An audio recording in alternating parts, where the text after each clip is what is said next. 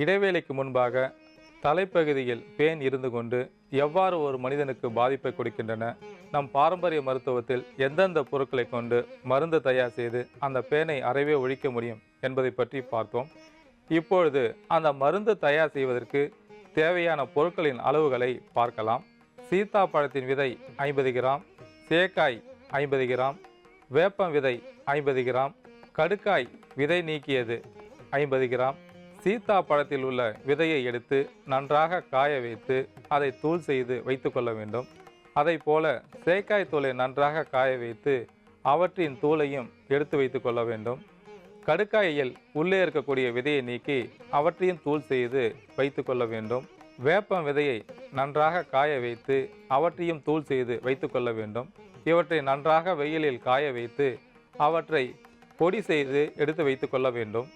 நாம் கலந்து வைத்துள்ள இந்த பொடியிலிருந்து 2 தேக்கரண்டி எடுத்து அவற்றுடன் தேவையான அளவிற்கு துளசி சாற்றை சேர்க்கவும்.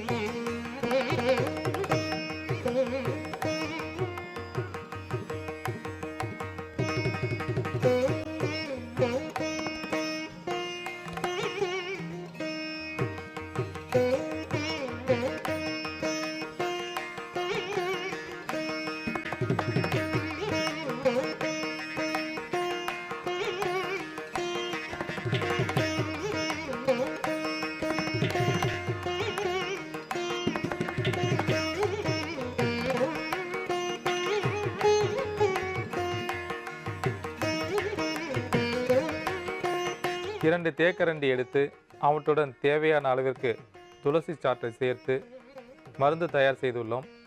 அதாவது இந்த சாறானது சிறிதளவு தண்ணீராக இருக்குமாறு செய்து கொள்ள வேண்டும். கட்டிகள் இருக்கக்கூடாது.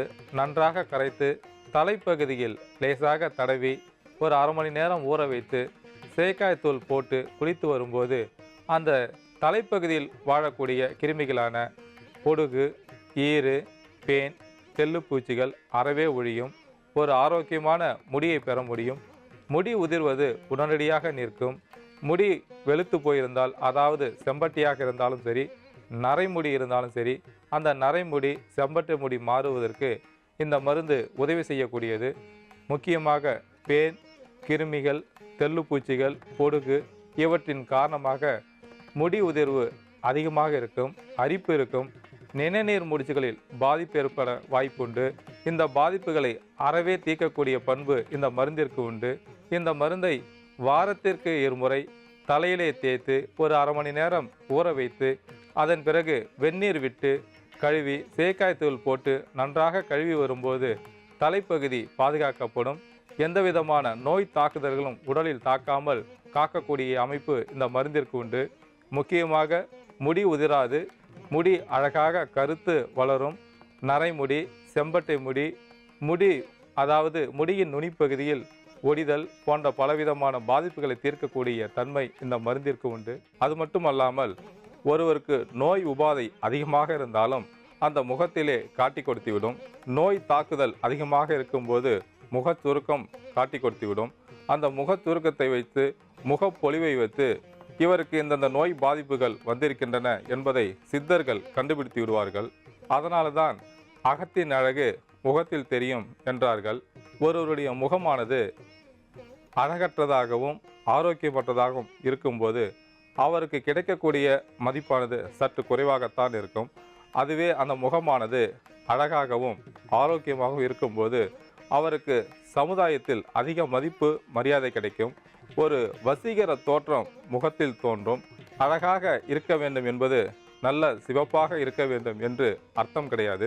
கருப்பாக இருந்தாலும் சிலர் முகத்தை பார்க்கும்பொழுது அந்த முகத்திலே மாசு, மறுக்கல், பருக்கள் இல்லாமல் மிகவும் அழகாக காட்சியளிக்கும். அந்த முகத்தை பார்க்கும்போது ஒரு வசீகர தோற்றம் ஏற்படும். முகத்தை அழகாக வைத்துக் கொள்வதற்கு அன்றாடம் 3 லிட்டர் அளவிற்கு தண்ணீர் குடிக்க வேண்டும். தினசரி சுத்தமான தண்ணீரில் முகத்தை அடிக்கடி கழுவி வர வேண்டும். அதாவது சோப்பு போன்ற ரசாயன கலவைகளான ஃபேஸ் வாஷ் போன்றவற்றை பயன்படுத்துவதை படிப்படியாக குறைத்து கொள்ள வேண்டும். நம் முகத்தை கழுவதற்கு சேக்காய், பச்சைப்பயிறு, கடலைப்பருப்பு இது போன்ற தானியங்களை எடுத்து நன்றாக காய வைத்து அவற்றை தூள் செய்து வைத்துக்கொண்டு அந்த தூளினால் தினசரி முகத்தை கழுவி கொண்டு வரும்போது முகம் பொலிவு பெறும். உடலிலே ஹார்மோன் பற்றாக்குறை ஏதேனும் இருந்தால் அதன் காரணமாக முகத்தில் பருக்கள் அதிகமாக வரும், எண்ணெய் பிசுபிசு அதிகமாக இருக்கும். சிலருக்கு வறண்ட சருமமாக இருந்தாலும் தோல் விரியும். ஹார்மோன் இன்பேலன்ஸ் ஏற்பட்டுவிட்டால் அவர்களுக்கு முகச்சுருக்கம், முகம் பொலிவிழுந்து காணப்படும்.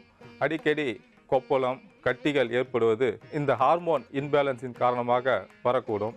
உடலிலே இரத்த ஓட்டம் சரியாக இயங்கவில்லை என்றாலும் முகப்பொலிவு இழந்து காணப்படும்.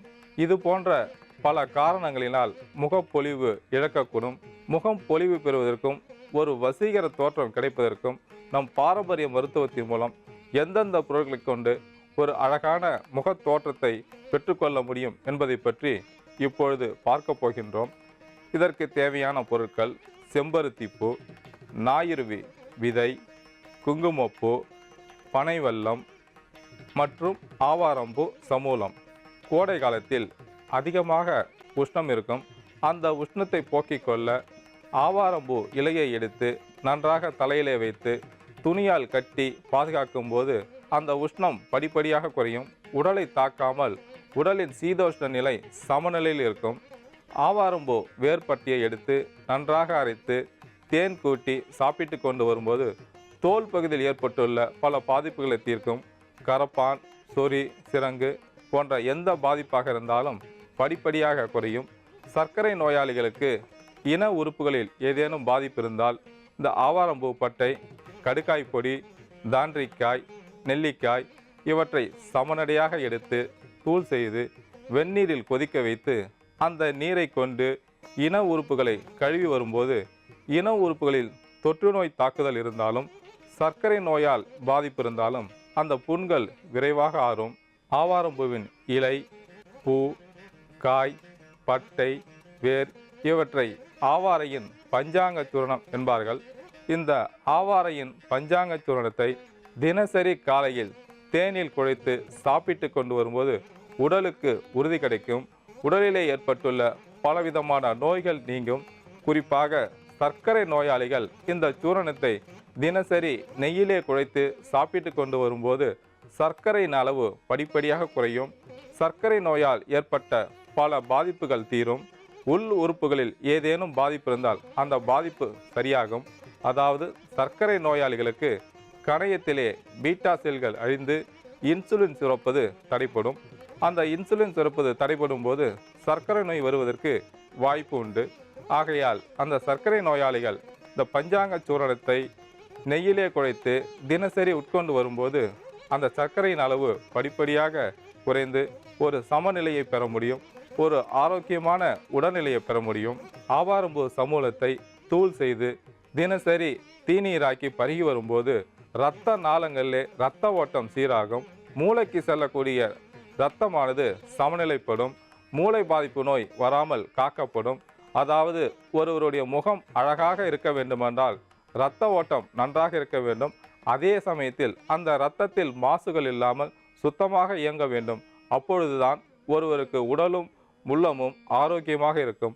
அந்த உடலும் உள்ளமும் ஆரோக்கியமாக இருப்பதற்கு இந்த ஆவாரம் சூரணத்தை தினசரி சாப்பிட்டு கொண்டு வரும்போது உடலும் உள்ளமும் உறுதி பெறும், முகம் பொலிவு பெறும். ஆவாரம் பூவை சிறிதளவு தூள் செய்து நீரில் குழைப்பி முகத்தில் பூசி வரும்போது முகத்திலே தோன்றக்கூடிய பருக்கள், மருக்கள், கண்ணை சுற்றி வரக்கூடிய கருவளையங்கள் போகும், முகம் பொலிவு பெறும்.